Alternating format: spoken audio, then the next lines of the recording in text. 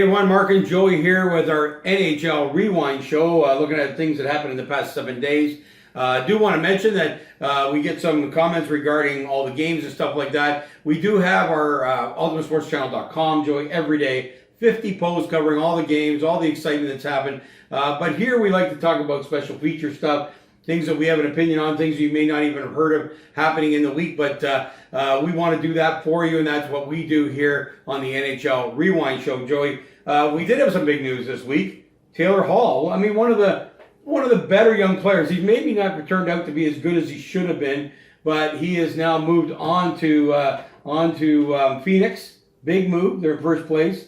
And now he's going there. Yeah, I mean, I'm not a huge Taylor Hall fan at all. I feel he's underperformed his whole career, and the fact that Arizona's game is good, I guess. I think he could add some pods, He's been able to put fucking the net, some points to this team. Yeah, but you're in first place. Yeah. So let's go get a guy that's made every team suck. Like, I don't get it. Like he was on Edmonton, they sucked. He went to New Jersey, they sucked. Like, I don't understand. You're in first place, so then you make a trade. Yeah. Arizona, man, you found a formula that finally freaking worked, and now you make it. I don't know. He might be huge. I think he could be huge. I think obviously he's first pick talent, right? We know that. Yeah. He had one huge year in Edmonton, one huge year in New Jersey. Then he kind of tails off a little bit. Well, maybe they're looking for that 1 year. But it's bad. His contract's up next year, so it's surprising to me. I mean, they might think they need him for a run, but it's not like he has a ton of playoff experience either. I just think it's funny. You finally get the first place, and you make a trade for that guy. It can work, and it could be huge. I mean, it worked when they got Phil Kessel. They went and Phil got. I said that was a good trade. When they got Phil Kessel, I said Phil Kessel was going to be important to this team. I thought this team was ready to go because they were close. Well, they are. Yeah. They were close last year. Now here they are in first place. This trade is a little suspect for me. I hope it works out for them. I think it very well could. But at the same time, if it doesn't, I want to be here saying I think it was weird and unnecessary to do that right now. Well, you might be right there. I mean, it's hard to argue with that. He's obviously being brought in for this one season, so they've seen that he can have that big season. I think there's a little bit, we're talking about Kessel, and we're Kessel fans, used to play in Toronto, thought he got treated terribly, went to Pittsburgh, won a couple cups. Even Pittsburgh's talking about now how much they miss Kessel on their team this season, but he's not having a great year. So I wonder if Hall's going to be brought in to be a line mate, see if he can spark Kessel into more points. He's struggling to get out of the gate. He's getting up there in age as well, but he's a prolific scorer. And if Taylor Hall can come in, maybe be on his line, help that, or maybe they can, give him some other help while Taylor Hall fills a role somewhere else in the team. Like you said, this is number one quality player. Sometimes we talk about how fast they give up on these former number ones that can have great games, and sometimes you got to find the right spot, and maybe Phoenix is that. So we'll see what happens, but you're right. It's an interesting move when you're already in first place. So we'll see what happens with that move. You've been trapped for so long, you get to first place, and you make a shakeup. Yeah. It's interesting. I mean, I think the biggest reason is the price was right. Yeah. At the end of the day, I know that's what they're looking at, is the price was right. Well, the price is right because it was almost a gift. I mean, it wasn't anybody off the NHL roster. A couple of conditional picks of first next year and fourth the year after that. A couple guys not playing on the NHL roster. It was pretty cheap. It's an easy move for them to make. I think we're going to see what happens there. But you're right. I mean, we've been involved in hockey our whole life. I've owned a couple of junior teams and been general manager. And you can sometimes really hurt your team by making moves like this when they're already gelling together. Kick somebody off the first line. So we're going to see what's going to happen there. But interesting move this week. Also, Evgeny Malkin this week got his 400th goal in the NHL. That puts him in pretty unique company. Obviously, he's had the Crosby years and the Pittsburgh years to be a great scorer, but still a great milestone for him to achieve. Yeah, I mean, really cool. I mean, he was kind of the second big-time Russian over here. Yeah. I think that's more of his impact than anything else, is that Ovechkin was here and then kind of Malkin was here. So they really helped the Russian hockey kind of come over and be successful in the NHL and want to come here. So I think that's his biggest legacy at all. So to get more points and more records and milestones for him is great. And I think it just helps promote the game and get more Russians to come over that have been a staple for the NHL now for a little while. So yeah, without a doubt. And uniquely, I was looking at things that happened on this date in history, and Maurice Rocket Richard scored. He was the first player to score 400 goals at the same time as Malkin scored 400 goals. You know how many years ago that was? No, 400 goals in his career. But back in the 40s, probably, I think Richard was the big player in the 50s. He was a tremendous player, the best of the time. I mean, that's really what he was. But he was the first player, and then Malkin scoring. So you realize what they used to do in those days with those wooden sticks and the type of play that they had that they could fire the puck. But he was the best. First one to 400. Malkin does it in the same week. I just thought that was kind of a cool time for him to be able to do that and get in the same news feed as Maurice Rocket Richard. So anyway, just a story there for you. A bigger story is Eichel extending a point streak to 17 games. I mean, this guy's been fantastic. Yeah, he had a hell of a goal last night against the Leafs. Unbelievable wrist shot. So, I mean, he has the Ovechkin wrist shot, which has obviously helped him with this point streak and be number one. I think he's number 2 pick to Austin Matthews, I believe. Yeah. And, I mean, I think he's really sparkling in Buffalo. They're second in the division now. They're in a playoff spot. I hope they hang on. I really do. I think Buffalo could have a huge year in sports. Yeah, we got the Bills. I think the Sabres can and will hang on to a wild card spot. I still think Tampa Bay and the Leafs have yet to show them their cards yet and get them to the right spot. They're still out of the playoffs. So, if they're going to be in, who's going to go out? I think Buffalo is more likely to stay in than go out. Jack Eichel's playing amazing. He's being the captain of this young team, which is hard to do, but he's done a great job of it. Yeah. And I think it could be a huge year for Buffalo in sports. I think with the Bills and the Sabres, I think they can both make the playoffs the same year. I'd love to hear the last time that happened. And, yeah, no kidding. I think that'd be very cool. Well, the Bills only done it twice in 20 years. Exactly. It didn't happen together in all likelihood. Cool. Buffalo hasn't been quite that long, I don't think, between making the playoffs. But they do have the current longest streak of not making the playoffs. The Sabres. Wow. So now they were so good way back with like Ryan Miller and stuff. It was weird how teams can just lose players and they can't rebuild. They're rebuilding now, obviously. I mean, this is just a process that Chicago took. The Leafs didn't take as long. But teams have took them before. That's because they had a coach who was threatening their lives every day. So. Oh my God! We won't go back on the Babcock story. But anyway, what we're hoping for, the Leafs went through this for a number of years. A good start post-Christmas, have a January flop, and that's what Buffalo did last year. But they get 20 games in a row. They got points in, I guess. I think they won all 20, but they got points in 20 straight games last year and then fell off the wagon and didn't make the playoffs. Yeah, I mean, that's hard to believe what they did last year and not make the playoffs. I mean, they're in first place in the NHL in like January. Yeah. So we're going to hope that they don't have that same I hope they don't do fall off. However, they are in the same area as us. We don't want them being too successful. So. Yeah, but it's their second year kind of doing this. I think they will be successful. I think they're due to be successful. I think Buffalo is a good hockey town. It's a good sports town because they really have nothing else. So I think it's always important, maybe not the TV, but for Buffalo to be in there. And it's important to have all your teams have a chance to make the playoffs every now and then. And this is one of the teams that needs it. So yeah, and we do have an affection for Buffalo. About 30% of the fan base is Canadians who drive down. So they make the tickets. It's kind of Toronto too. We've tried to get a second team in Toronto for many, many years in the NHL. They won't do it because of the Sabres, which I don't blame them. But that's become the second team for Toronto fans to go down and watch hockey. So when you pay the kind of prices we do here, like $150 a ticket, a cheap ticket into Buffalo is worthwhile to our fans, even at the 35% discount it costs us on our dollar. So anyway, good on Eichel. He came in. Austin Matthews has been such an immediate star. He was the number 2 pick there. It's a good thing he hasn't disappeared and playing really well this year. So yeah, I mean, the only thing for him is that he plays in Buffalo, so no one cares. Yeah, unfortunately for him too. It's where he's got to live. However, one thing that happens a lot, and I don't know about Eichel, it'd be interesting, but a lot of guys live in Niagara Falls, Canada, and travel over every day into Buffalo. No, I meant though, he doesn't get the respect of how good a player he is because he plays in Buffalo. Yeah, in the press. Where McDavid plays, he plays in Edmonton, but McDavid's McDavid. Austin Matthews plays in Toronto. Yeah. I mean, Ovechkin plays in Washington. Logan Couture plays in San Jose. You play in Buffalo, so you just don't get Boston, Pasternak. Those are big time cities. He plays in Buffalo, so he doesn't get the same respect. But he's up there as amongst the top 10, especially at that under 25 age. Yeah, he's way up there for sure. Yeah, amazing. Hey, listen, we talk a little bit about the money these teams pay for these aging stars, and Kovalchuk was just placed on unconditional waivers. So, here we go again. The teams are so desperate that they're going to put out huge money to get him back, and now he's on unconditional waivers. Well, he had the highest contract in the league before he left for Russia. Came back to another decent contract back here. I've never understood. I never thought he was that great. I mean, he's a good player. Played in Atlanta for a little bit. Then when he went to New Jersey, that's when he got that ridiculous contract, went home to Russia. I mean, he's a good player, but the money he got before... even the money to come back was a little ridiculous. He's now on waivers. He now will play for a league minimum on any team that can win a cup. So, I think there's a lot of teams out there that could use him for league minimum. And it'll be very interesting to see what goes. So he could be a huge impact at that price.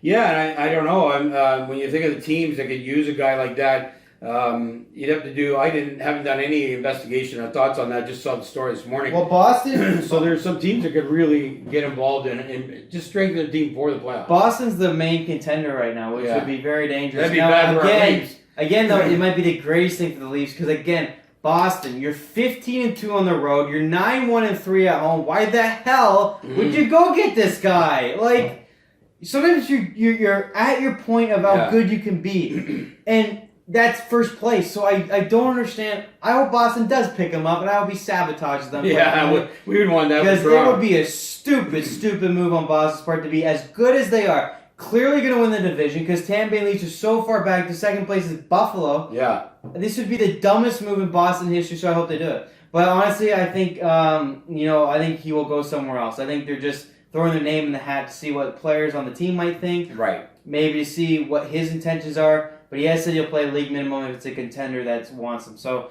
it'll be interesting. But I swear to God, like Boston, I don't care. I hope you do because I want you to lose. But I don't get you being the main contender right now. I would see somebody in third or fourth place that the Leafs can maybe use him. They need a league minimum third liner, maybe second liner right now. Look what Marlowe did for us. I mean, a veteran came in, did a nice job with all the young guys on the team and all that kind of stuff. So we could see him in a situation like that. But I agree with you. I would think you'd need to be third or fourth in the playoff hunt and need that piece to get you to the I think of Carolina right now, who's third in their division, will probably end up having to hang on for a playoff spot. Right. And I mean, he's claimed league minimum, so if he's serious about that, all teams can afford him, and you just got to make the right pitch. But that's a team more likely for me. I think Boston signing would be a huge mistake. Yeah, we'll see what happens. Like I said, we're in Boston division, so we hope they make that. Same time, yeah. Go ahead. Talking about aging veterans, although he's not that old, but he's been in the league so long. Crosby has been out on another major injury. Well, he is old, yeah. And he's now skating, so he's getting close to coming back again. But you got to wonder when Crosby gives it up. He's been injury prone over the last number of years and has had some major injuries. Yeah, I mean, I don't see him giving up anytime soon. I think talk about load management in basketball. If there's a sport that needs it, it's probably hockey right now. I feel like these injuries, he almost just wants to break. I mean, they play so much hockey.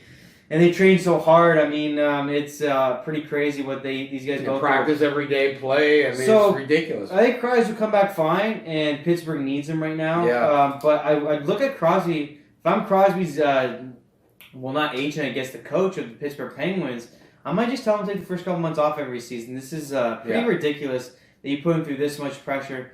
I think they need load management in hockey. I think that's the number one thing right now with.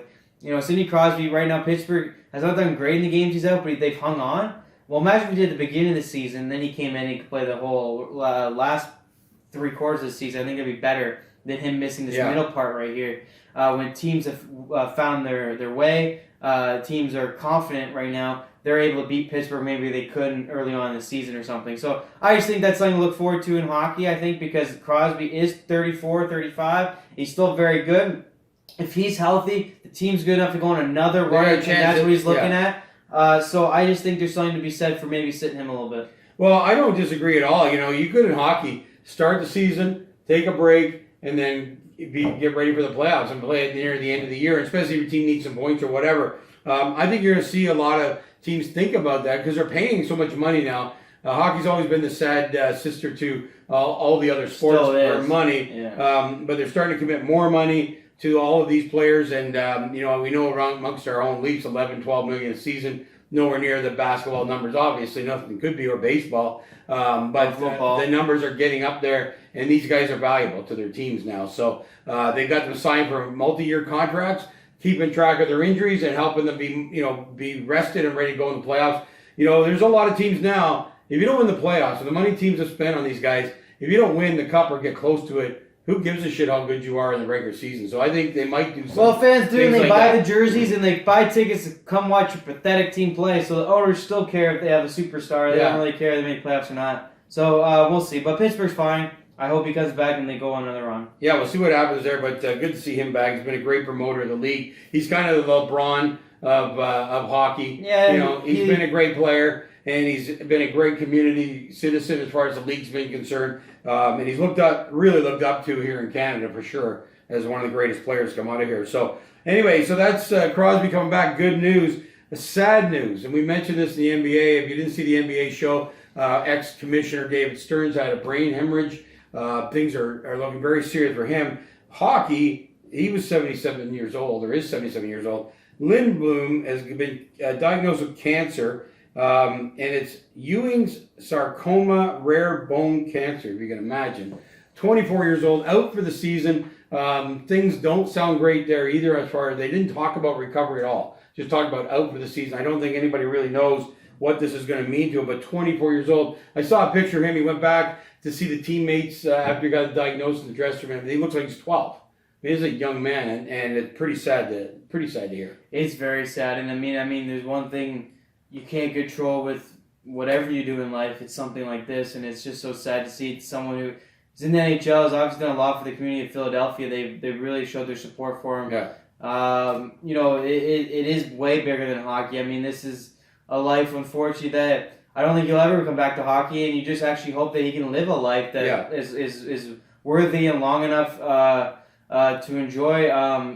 It's obviously very sad. Cancer is definitely a disease that hits people unexpectedly. It hits all types of people. It doesn't matter if you're an NHL player or just a regular person who works at a job every day. It hits everybody, and there's nothing really they can do about it. Certainly something like this one.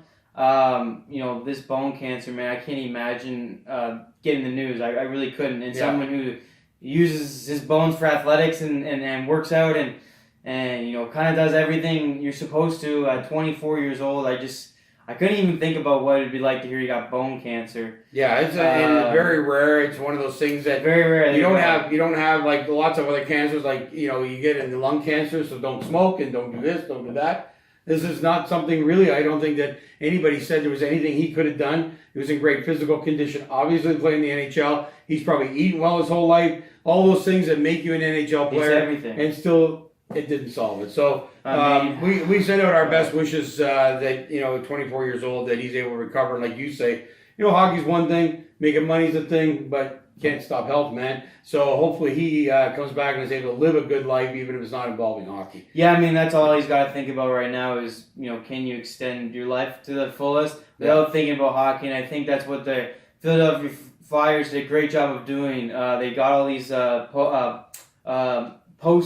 not really posters, kind of posters, I guess, in the crowd. They all carried them around for the entire game. They all did their tributes to him. It was great. And honestly, a lot of the stuff that was said about him was what he does with kids. So, he's also a great young man by the sound of it. Obviously not even from the States either. So I can't imagine what it's like probably as family back home. And I believe he's Swedish. And them getting that news too. I mean, I just think it's unbelievable, and it just shows you no one's invincible no matter where you are in life. And I can't even imagine that phone call as a parent from him giving him this information. Probably at home. They probably don't come to the States with him. I can't imagine. There are maybe a few games a year, right? So anyway, very sad news there. We hope for the best. I will say Philadelphia, cool thing, they've left his jersey and his locker there for him with his name badge on it. And hopefully they do that for the rest of the season, and hopefully he's back next year. So let's get on to some good news here. Gary Bettman, who we talked about going to the U.S. Hall of Fame the other day, and the fact that he's one of these commissioners gets booed everywhere he goes. I don't understand it. 27 years, I think, as commissioner. He's done a ton of great things for the NHL, especially in the U.S. So he was there. They've just done a great partnership with Anheuser-Busch, and he was there ringing the bell at the stock exchange. This is great publicity for the NHL, bringing our sport to really the top of the U.S. market. You don't get to go and do that ceremonial ringing of the bell without the prestige of what he's done. And now I have not seen the notes on what this partnership is supposed to lead to, but it's an unbelievable one with a U.S. company that is just, I mean, Busch is unbelievable. It's beer, right? Yeah, oh yeah, and they're huge. So good news, maybe they're cutting the prices of beer. Yeah, really. I don't think they'll do that. Just for NHL fans and NHL fans only. Yeah, it would be interesting. They certainly wouldn't have a player crashing into them and spilling their $14 beer at least. But I don't think the arenas are giving up on the money when it comes to that. And let's stay on the good news stuff here. O'Reilly from the St. Louis Blues, with the fans before a game, off in a special room that they had set up, reading to us the night before Christmas. He did 2 hours of autographs. Oh my God. There with all the young St. Louis Blues fans. I find a lot of athletes kind of under the radar, because we hear about the guys who gave a bunch of money, went and did something, which is all fantastic. But this is kind of behind the scenes. I don't even think it was meant to be a media thing. Behind the scenes, it's 2 hours of his time, maybe 3 hours by the time he's doing stories with the kids, 2 hours doing autographs. I like to see that. I like to see it recognized that these guys are good within their community. Yeah, definitely. I think there's more than people think at home. They're always out in their community. That's what attracted me to this story. Yeah. I think there's more than people think. So yeah, it's great. And St. Louis has done a great job with the community there, winning the first Stanley Cup after all these years. Obviously also with Layla, who's there all the time too. So they've done a great job, and I think you really bond a connection, obviously, because you live there, you bring your family there. Someone like O'Reilly is going to be there probably for the rest of his career. Assuming he plays till his talent runs out, maybe retires at the right time, sort of situation there. But St. Louis has always been great, and bringing the cup there, I'm sure it's awesome for that city right now. I'm sure there's more and more kids playing hockey because of it, more and more kids buying jerseys. So for him to recognize that, do the reading, do the autographs. Probably the highest point of St. Louis hockey in the history of the franchise. Oh, by far. Is obviously great, and they're still playing well. So I think it's a lot of fun, and I think more and more these days athletes are recognizing doing more because of internet as well, and they're getting more connection with the fans, and the fans are going all out too. By the way, I want to give a shout out to the fans, all the kids at hockey games that bring signs and wear jerseys, and they go all out to get these athletes to know something, and when the athletes do, they never disappoint. So good for them, and I'm glad O'Reilly did this.